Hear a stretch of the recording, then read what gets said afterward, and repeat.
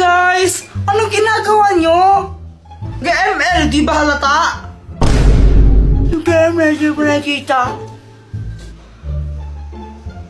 Hi guys! Uy, Samantha!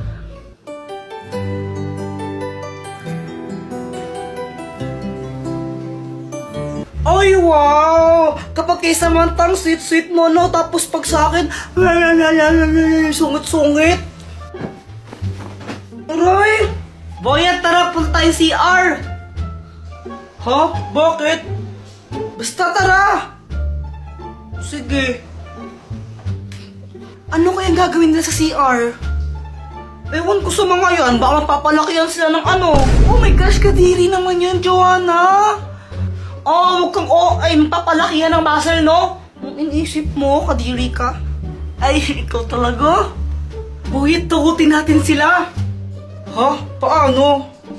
Ito, gamitin mo tong kumot tapos pag kunwari kang multo. Anong gagawin ko nun? Ay, ko na bahala ganun ka na lang, sige na. Sige na nga. Oy, Samantha, alam mo ba haunted tong bahay namin? Talaga ba? Hindi naman totoo, huwag kang maniniwala dyan. Hala, di mo alam yun, Joanna? Yung ano?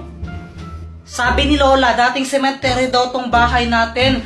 Tapos, ayun, kaya madami nagmumulto. Gawa-gawa mo lang yan, huwag kang maniniwala dyan, nakakot lang yan. Bahala ka, huwag kang maniwala.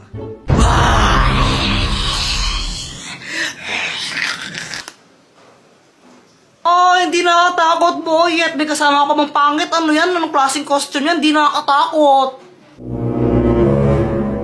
Sino ba yan, boy? Ba't nagsama ka pa? Dito din sila natakot.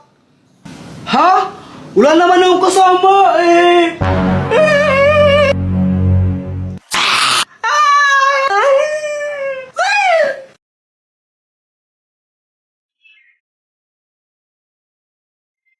O, Jepoy, bad trip ka ata. Di ba halata? Bakit? Ano ba nangyari? Si Samantha kasi, sabi niya sabay kaming uuwi. Samantha, sabay tayong uwi mamaya, no? Sige. Sige. Ang tagal kong naghintay sa labas ng school, tapos iniwan niya na pala ako. Nakakainis, pinaasa niya ako. Ikaw naman nagad ka kagad. Mali mo may nangyari lang na di inaasahan. Oo nga, no? Baka mamaya, nakidnap pala siya ng puting ban. Ano gagawin ko? Ang OA mo, hindi naman sa ganun. May gamit ka ba dyan na pwede nating gamitin para malaman kung nasaan si Samantha ngayon? O ito, ang spy laptop! May kita natin kahit nasaan si Samantha gamit lang to. O sige, gamitin na natin para malaman natin kung nasaan siya. Baka nakidnap siya. O sige. Eto siya! Samantha, para sa'yo. Uy, thank you.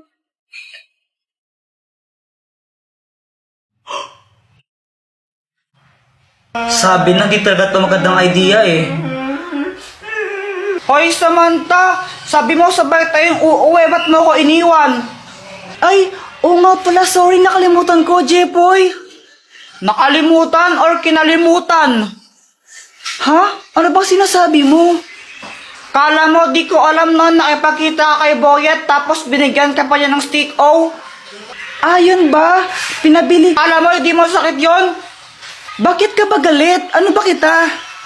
Oo, kaibigan mo lang ako pero nagsiselos ako. Si Jepoy ba yun? Oo. Na paano siya? Iwan ko dun. O yung bayad mo stick o sana, 42 yun. Hoy, 40 lang yun, no? Ba, syempre may tubo. Ano ba yan? Ang init pala dito. Uy, abs ko. Hoy! Hoy! Tignan mo kamay mo, ang baho. Ha? Di naman eh. Bobo, sabi ko tignan mo lang. Ba't mo inamoy? Tangas naman ka? Hey! Natanggaling ulo! Yeah! Uy, Jepoy, ganda ng Beyblade mo ah! Oo. Ito ang aking Red Dragon Beyblade. Wow! Jepoy! Tignan mo, may bago na akong Beyblade. Wow, ang ganda naman yan, boy. Boyet, buksan mo na. O sige, ang tawag ko dito, Blue Eagle.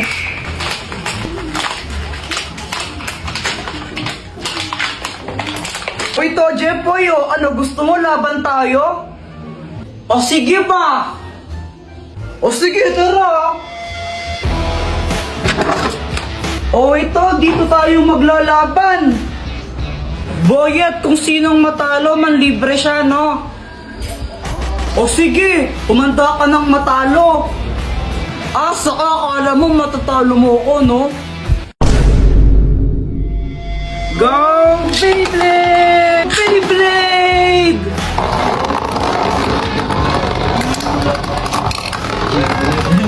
Halo, talo! 1-0! Uy, Kuya Jepoy, tara na, alis na tayo. Di na ako sasama, kayo na lang. Bahala ka, maganda yung pupuntahan natin, tara na nga kasi.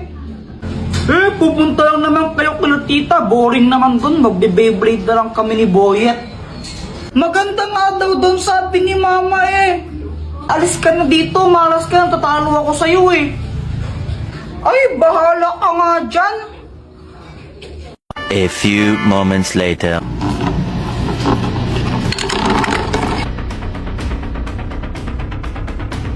O, paano ba yan, Boyet? 3-1 na, panalo na ako. Libre mo na ako niyan. Lon, daya mo naman, Jepoy. Paano nangyari yun? O, anong bibilhin yung dalawa? Pabili nga po ng ng siomay po. Ilan? 6 po. Anak, kumuha ka nga ng 6 na siomay dyan. Uy, ikaw magbayad nito, Boyet, ha? Oo na. Siya nga pala, Jepoy, ba't di ka sumama sa swimming nila mama mo? Kasama si Joanna. Ha? Swimming? Ang alam ko po kasi pupunta po sila kila tito ko Ay, di mo alam, nag-swimming sila. Nakita ko sa Facebook, kasama yung tita mo. Ang ganda pa naman din doon, daming slides, sayang. Pala, nag-swimming pala sila, hindi ako nakasama. Ikaw kasi, Boyet O, ba't ako yung sinisisi mo? Kung nag-iya siya ako mag-Beyblade. What? Guys, may kwento ako sa inyo. Ano yun, Jepoy? Tsaka bakit pawis na pawis ka? Oo nga, ano nangyari? Ganito kasi yun. Natulog ako ng hapon kasi pinapatulog ako ni Mama. Jepoy, matulog ka na muna para lumaki ka naman. Papa.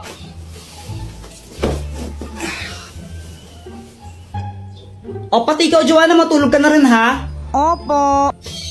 Mainit talaga nun kasi summer na, pero okay lang kasi nakatutok naman sa kanyang electric fan Okay na sana yung tulog ko, kaso nga lang may nagpatay ng electric fan bigla. Sobrang init nun, pawis na pawis talaga ako ito. Tapos pagkagising ko, nakita ko si Joanna. Tapos si Joanna ba yung sinisi mo nung nagpatay ng electric fan? O anong ginawa mo nun? Inaway ko lang siya. Sinong nagpatay ng electric fan? Joanna, ikaw nagpatay ng electric fan, no? Ang init-init, visit ka talaga, susundukin kita. Nakapatay niyan, no? Papunta ko dito. Kunwari ka pa, ikaw nagpatay, no? Huwag ka nang magsinungaling, sinungaling ka talaga. Sure ka? Oo, 1,999% sure ako. Hindi ko yan pinatay. O sige, mamatay na sana yung nagpatay ng electric fan. Hala, isusumbong kita. Si mama yung nagpatay ng mga electric fan Lagot ka. Oy, sandali lang. Sobrang nagulat ako nun. Si mama pala yung nagpatay ng electric fan. Kaya kinakabahan ako kasi sinabi ko yun. Tapos sinumbong pa ako ni visit na Joanna. Mama, di ba ikaw po nagpatay ng mga electric fan?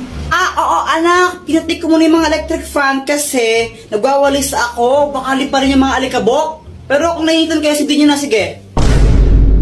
Sabi po kasi ni Kuya Jepoy, mamatay na daw po sa nagpatay ng electric fan niya.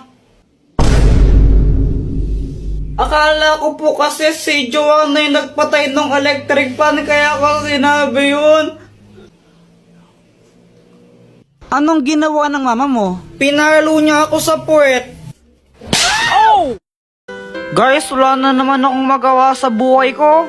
Ang boring. Mamanood akong TV! Ay, Jepoy, tumigil ka ha! Kapapatid lang yung TV, bubuksan mo na naman! Pag yan nasira! Ang boring, wala kang nagawa! Kuya Jepoy, tignan mo to oh! Ano yan? Basta tignan mo na lang!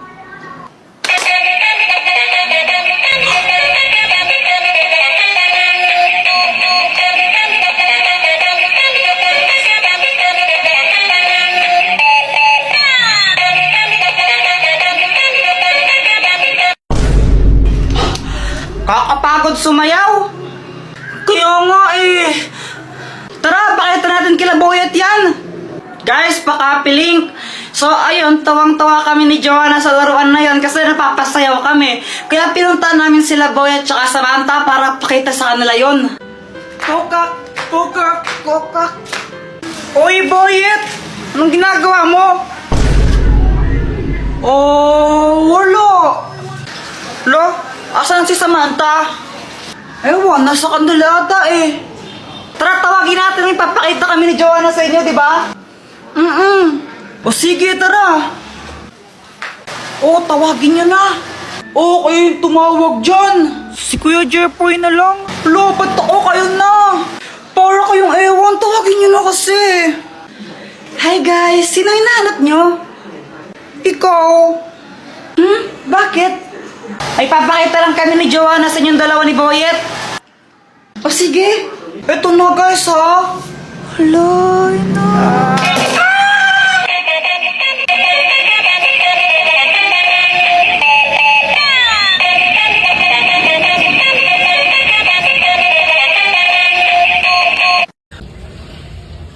Hala, Kuya Jepoy. Di ba sabi ni Mama pag daw nasugat ka ng ganyan, may lalabas na kanin? Grabe, ang sad ko na. Ay, nade-depress na ako. Oy, Samantha, ba't kayo umiiyak? Ang baba kasi ng score namin kanina sa quiz. Nakailan ba kayo? Ako 9/10. Ako naman 8 lang. Ang tataas niyo naman pala eh. Ikaw ba, Jepoy, nakailan ka? 2, ikaw ba? 1. Parehas tayong bobo, after tayo dyan. Oo nga, at least di tayo 0. Jepoy, race tayo hanggang dun, oh. Sige ba, game ako dyan. Game. 1, 2, 3, go! Go, boy! Jepoy kami! Uy, anong ginagawa mo? Ba't ka nadapa? Aray! Tanga mo naman. Hala, Kuya Jepoy. Di ba sabi ni Mama pag daw nasugat ka ng ganyan, may lalabas na kanin? Kapag ikaw di tumigil, Joanna, ikaw susubsub ko, tignan mo. Dr. Quack Quack, tulungan mo ko. Oh, bakit, Jepoy? Nadapa kasi ako tapos ito, nasugat yung paa ko. Ikaw kasi nag-iingat eh. Oh, ito. Ang magic papel! Pag nilagay mo to sa sugat mo, gagaling yan. Oh.